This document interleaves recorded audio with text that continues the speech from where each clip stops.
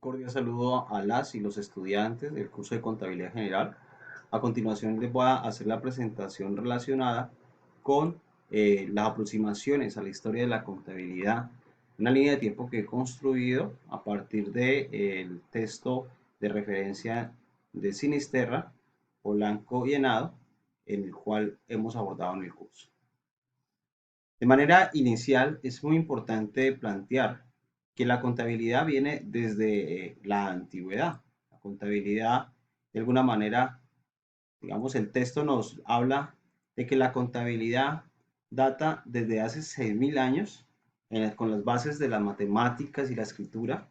Encontramos que surge a partir de la interacción económica de las personas en su entorno, lo que lleva y permite que haya la necesidad de contabilizar. Después de que la sociedad pasa de ser nómada, digamos en un entorno de nómadas, tienen que tener recursos y en esos primeros inicios de la sociedad surge el trueque, el intercambio con otros. Y para poder sobrevivir tienen que tener un control de sus víveres, de sus alimentos. En ese orden de ideas, eh, es clave que la comunidad en ese entonces comience a controlarlo a partir de un ejercicio de contabilización. Es decir, la necesidad de control lleva a un nacimiento básico de la contabilidad. Un proceso que evoluciona y que con el tiempo, digamos, como lo encontramos allí en el texto de Sinisterra, entre el 6.000 al 5.400 surge en Mesopotamia una serie de actividades comerciales y allí un vestigio importante que es la tablilla de barro, ingresos de actividad económica y digamos los movimientos en ese entonces con las comunidades y principalmente donde habían esclavos que habría que controlarlo. Entre el 2550 a.C., entre Siria y Egipto, aparece los escribanos llevando anotaciones financieras que va mostrando una nueva visión sobre la necesidad de control y llevar registros. Posteriormente, encontramos que entre el 2000 a 500 a.C., en Grecia se puede observar una serie de actividades que se van desarrollando gracias al desarrollo marítimo y precapitalista, donde, por ejemplo, Pagani afirma que la obligación de llevar libros de contabilidad. Ya allí se cuentan testimonios donde se dice de que era una obligatoriedad. Posteriormente, hacia el 325 antes de Cristo, encontramos, por ejemplo, en Roma la presentación del Codex Tabulae, un libro que es obligatorio para poder controlar los ingresos de las comunidades en ese entonces. De allí encontramos la ley Paetelia, aparte, digamos, la norma de los asientos contables. De otro lado, podemos también posteriormente encontrar que después, durante el Imperio Romano, en el 235 después de Cristo, en Roma antigua, comienzan a surgir también otros libros que dan cuenta de digamos, las bases iniciales de la contabilidad.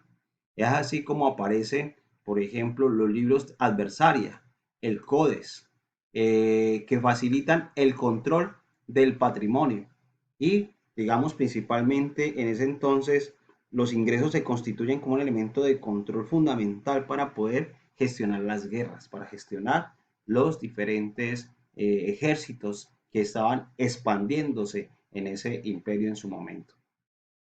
Ya pasando y avanzando en otras instancias, encontramos la contabilidad de la Edad Media, donde podemos vislumbrar en el caso particular cómo la contabilidad comienza a tener otra dimensión a partir de los cambios sociales en ese momento.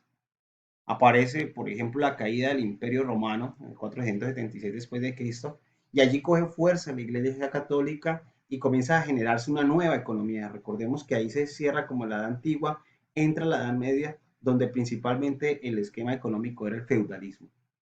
La contabilidad entonces se constituye para controlar esos excedentes que generan los siervos de la gleba, en ese entonces los que generaban el tributo. Pasamos de un esclavismo a unos siervos, a un feudalismo que es necesario controlar para poder abastecer digamos, lo de señores feudales, toda la riqueza que ellos requerían mantener.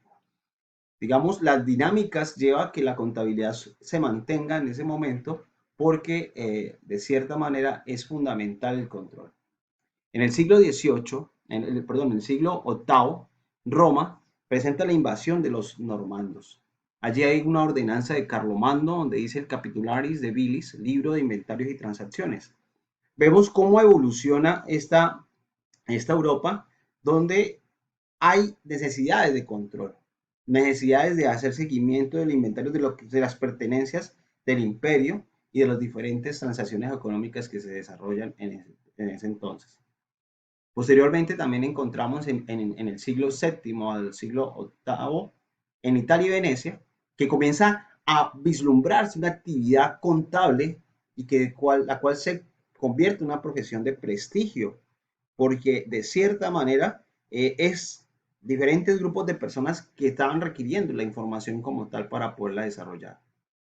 Vemos posteriormente entonces cómo en la Europa central, Venecia, Génova, Florencia, son epicentros del comercio y la industria de la banca.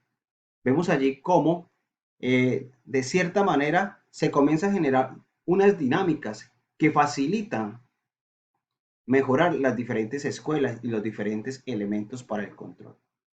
Vemos entonces cómo aparece, por ejemplo, el Volaundius genovés como beneficios de la sociedad.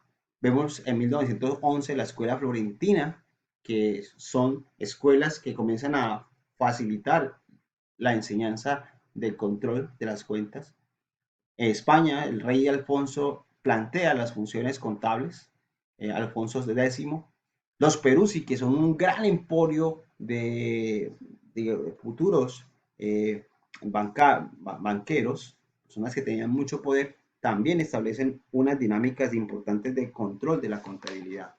Y la casa de Bocinari de Siena es otra fuente de referencia en ese entonces. Avanzando en esta historia, en 1300 después de Cristo aparecen en Francia los hermanos Reinero de Baldo Fini con cuentas, con las nuevas cuentas de gastos y de ventas. Mire cómo ha evolucionado. Primero lo que tenía, luego los ingresos. Ahorita muéstreme los gastos, muéstreme sus ventas, muéstreme su debe, su haber, las cuentas de ganancias y de pérdidas y de cierta manera facilíteme la información contable que se requiere para poder controlar las empresas.